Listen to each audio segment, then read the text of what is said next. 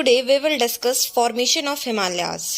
So let's start with the continental drift theory. इस theory के according जैसा picturisation आज हम कॉन्टिनेंट्स का देख सकते हैं वैसा मिलियंस ऑफ ईयर्स पहले नहीं था. So now the question arises, तो क्या पहले कॉन्टिनेंट्स नहीं थे? Guys, let me tell you that continent था.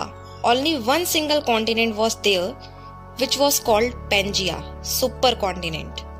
एक कॉन्टिनेंट हुआ करता था पहले जिसे सुपर कॉन्टिनेंट पेंजिया बोला जाता था, और एक ओशियन हुआ करता था जिसे सुपर ओशियन पेंटालसा बोला जाता था. अब एग्जैक्टली हुआ क्या था?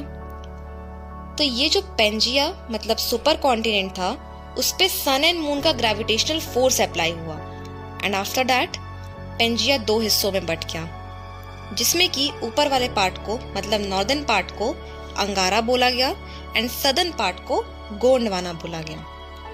अंगारा वाले पार्ट में यूरेशिया एंड नॉर्थ अमेरिका आते थे, एंड गोंडवाना लैंड इंक्लूड करता था Africa, south America, Antarctica, Australia and most importantly India.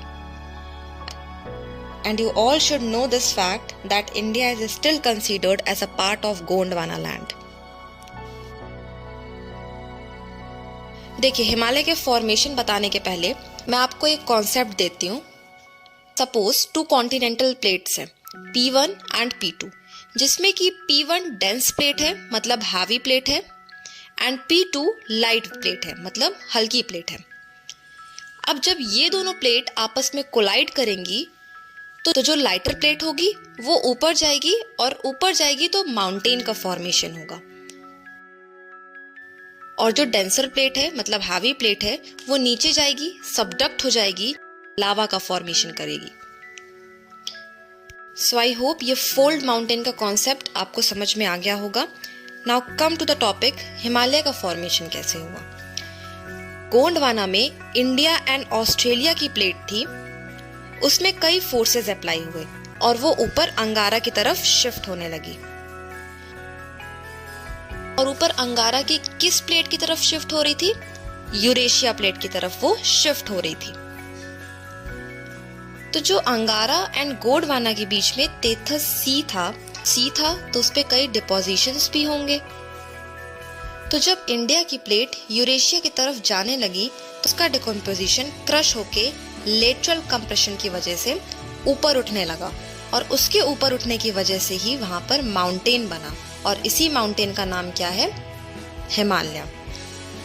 So I hope guys this all things are clear to you all. जब कभी हम हिमालय की प्रैक्टिकल स्टडी करते हैं तो हमें हिमालय में कुछ ऐसे मराइन डिपॉजिट्स या फिर कुछ ऐसे एक्वेटिक स्टोन एंड पेबल्स देखने के लिए मिलते हैं जो कि सिर्फ और सिर्फ ओशियन के अंदर मिलते हैं.